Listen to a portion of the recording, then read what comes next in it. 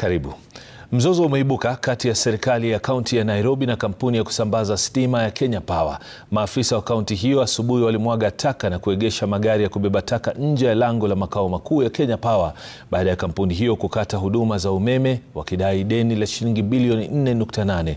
Afisa mkuu wa Kenya Power Rosemary Oduor amesema kuwa Kenya Power tayari imerejesha umeme, huku akikashifu matendo ya kaunti ya Nairobi na kuitaka kaunti hiyo kulipa madeni yake.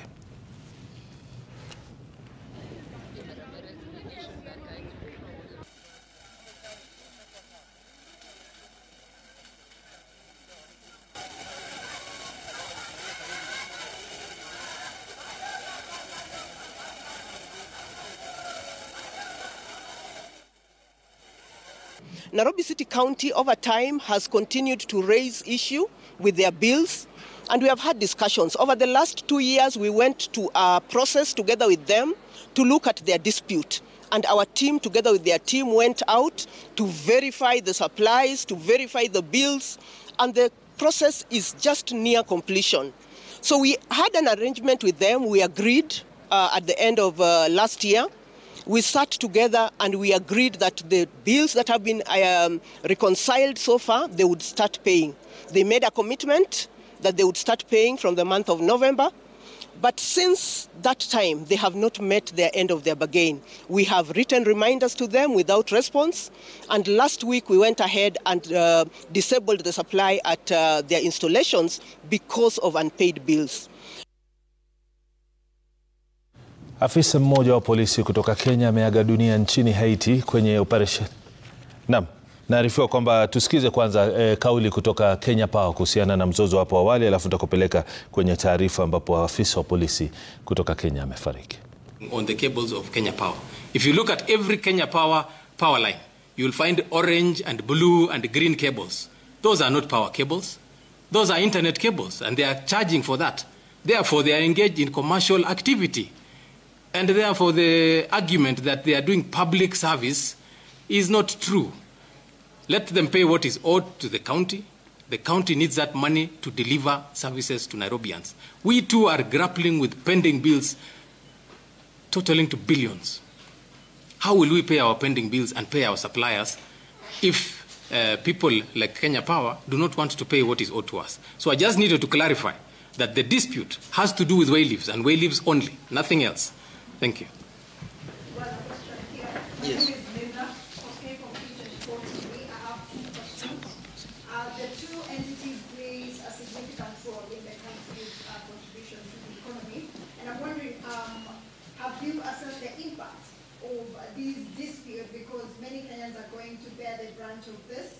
Because as of now, Stima Plaza, many employees are stranded and cannot offer the services, as well as, I don't know what's happening on this side, but sure, have you assessed the impact of, if this dispute is not resolved, what's the impact to the businesses in Nairobi, as well as to many households who depend on this?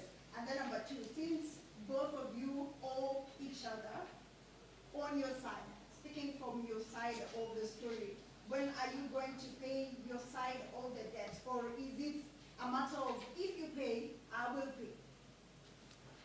Thank you.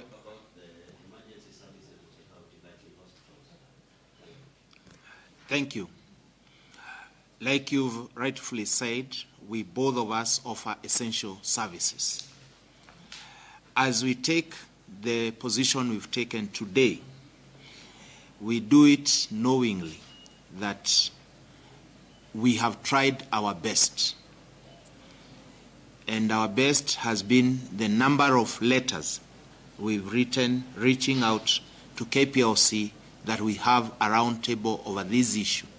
They've refused bluntly to even just acknowledge the letters and the claims.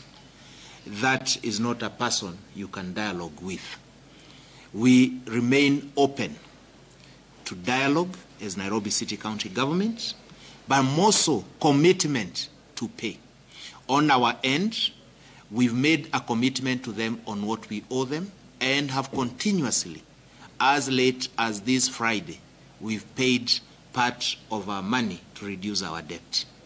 So as we've been paying them, as I've told you, for the last 10 years, not Every claim made to them, no response, no payment. It shows the level of arrogance with which the leadership of KPLC carries itself. Its lack of responsibility on their end. And we're just telling them, be a responsible and responsive leadership. That's what we require so that this stalemate can be brought to a close. We are willing to listen to them, but we cannot listen to them when they are high up the trees.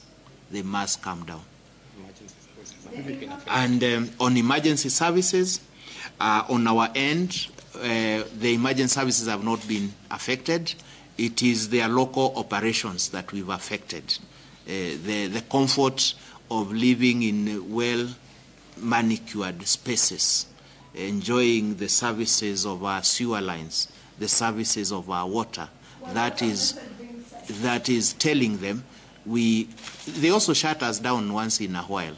We don't call media when they shut us down. We just look for alternative ways of surviving. And also make sure we pay. We pay them something and tell them, you see, we are willing to reduce our debt.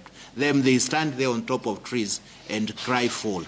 It's not acceptable. Just being crybabies. When do you intend to clear the garbage from their premises? Yeah? When do you intend to clear up from their premises? As soon as they pay. So it will stay there? As soon as they pay. If they pay right now, we are ready. We have the manpower, we have the capacity. Well, Secretary General, sorry, my name is Gatete Njoroge from Citizen TV. Yeah. I just wanted to ask a number of questions. Number one, the decision. The county says it takes a decision it deems fit. Yes. We understand the action that you took. There are a number of other businesses. There's a restaurant next to it. They're saying the building Stima Plaza does not only house KPLC. We have Kengen, we have other facilities. Did you consider those other people who are not in dispute with the county government? Secondly, on the issue of the waivings, because I did a live interview with the general manager commercial, and she was saying that there was a court ruling, apparently that was gave Kenya Power. I understand your issue that is in court. City Hall won a case in 2017, but they're claiming there's another court case that actually set aside KPLC from paying for the waivings, saying that this amount, if the city county charges them, then it will have a ripple effect to the consumers of the power. So I'm just asking, are you aware of maybe that court order? They also did not share with us documents. Yes. And also the timing, because we understand last week they disconnected you. Is it a case of you are revenging for their action and they're saying they've already even restored power? Thank you, Gatete. Like I've said, the action taken against is the client KPLC. KPLC are the registered owners of the ground that we have affected this action upon. It's just like when you owe someone money and they decide to auction you. Even if your property has tenants, they suffer the consequences of your mistake. The tenants of KPLC are suffering the consequences of KPLC. So we have not clamped the other service users, the tenants there. We are sorry to them, but they should seek compensation from their landlord, who is KPLC. He is the one who has occasioned them the inconvenience they have been caused today. On the issue, like I said, anytime they've sent demand letters to ourselves on the debt we owe them, we've gladly responded, held meeting with them, and made payment plans on those debts. That means as we've shown the goodwill. As I've said from the onset, the case they are referring to has already been ruled upon, and we defeated them. They were told to pay rates. They went to the appeal court seeking to set that ruling aside. They were given until they file. They've never filed the case. You can appeal has a limit. You cannot perpetually be in appeal mode or filing an appeal. So as we speak today, there is no such case before the courts known to us. And this matter has been litigated. A ruling has been made. They owe us a duty of payment. On the revenge bit, those are diversionary tactics. Like I've said, when asked the debt we owe them, we have been on the table. We've paid as late as last Friday. We did pay as per the agreement we have of payment, the payment plan. We are adhering to the payment plan. If they come to us, we'll also give them our payment plan, and they adhere to it.